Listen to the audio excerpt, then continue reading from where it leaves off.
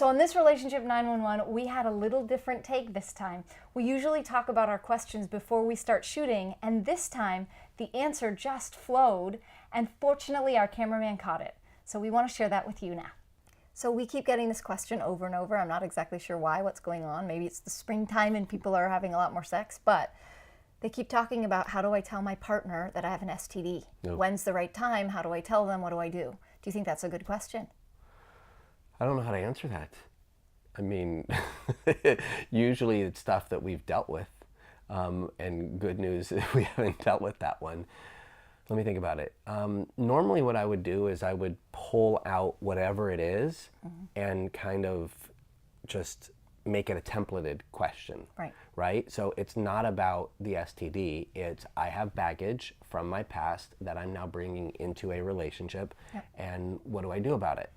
And I think that what's tricky is this is different than regular baggage, because if you start getting physical, it obviously needs to happen sooner. Right. Yeah. So I'm not sure. I think that one way of looking at it is take out the stigma and just, this is something from the past that I need to bring, and like, when's the appropriate time? It's a personal conversation, I think, along with a responsibility conversation. Yeah. Well, I think it's addressing shame. I think any area of your life where you have shame about something, maybe you don't like the way your body looks, maybe you don't like the way your body works, maybe you're losing your hair, maybe you're blind, maybe you have one arm, maybe you have, some sort of limitation that you identify with, and you feel shame about it, and then you don't want anybody else to label you, to blame you, you don't want to blame people, that it gets into this really gray area for people of, what is the shame inside? Because once you don't feel shame about it, then telling people things is not a big deal. Right. I always say to people, if you're really transparent and you're really vulnerable, no one can use it against you. Right. So it's not a big deal, because if you aren't ashamed of it and you don't judge it anymore, you've worked through it. How many people have been abused sexually or emotionally or physically? It's like, once they've gotten past the point of, I deserved it or I'm unworthy, and once they've healed that part and they're really thriving and they're confident, They just talk about it. they often go and they become speakers, or they write a book, or they really share about it. So it's kind of like this. It's like, if you could move past the shame, it's like, hey, this is my situation. If we want to be physical, we have to do this differently. Yeah. And this is just how it is. Yeah. And if they had one arm, then it would be like, this is my situation. Right. And but there's shame around the Stigma. and the whatever the issue is. I made a choice, and as a result of this choice, I'm now broken. Or I didn't make the choice and now this happened. I got in a car accident, I got into a situation, my face got burned, I was born with a birthmark. It's like, I have a cousin who has a birthmark, and they're dealing with that experience of, I'm fine with it, but people around me in the world aren't as fine with it, so I've had to learn how to navigate walking people through, I'm fine with it, we're all good. So how does someone deal with their shame? Well, shame is something that you really need to practice a lot of self-forgiveness with.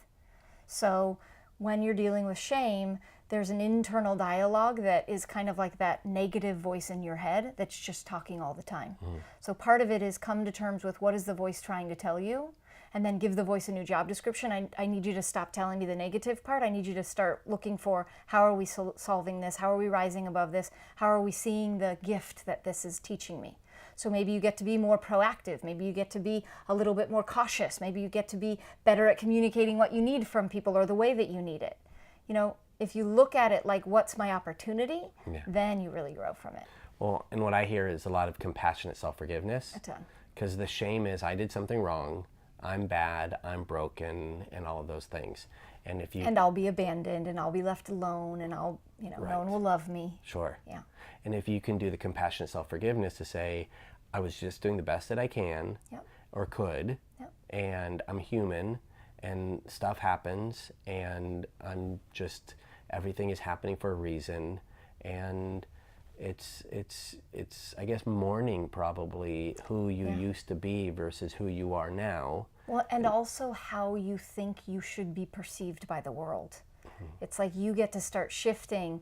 I get to have the perception of myself. I get to own my power. I get to own how I'm going to relate to me. Yeah. And that's going to inform other people how to relate to me. Yeah. If I'm confident about something and I've moved past it and now I'm on a speaking circuit and talking about it, well then I'm comfortable with it. So even if someone else is uncomfortable in general about that topic, if I'm comfortable with them, they're going to ease into that topic with me.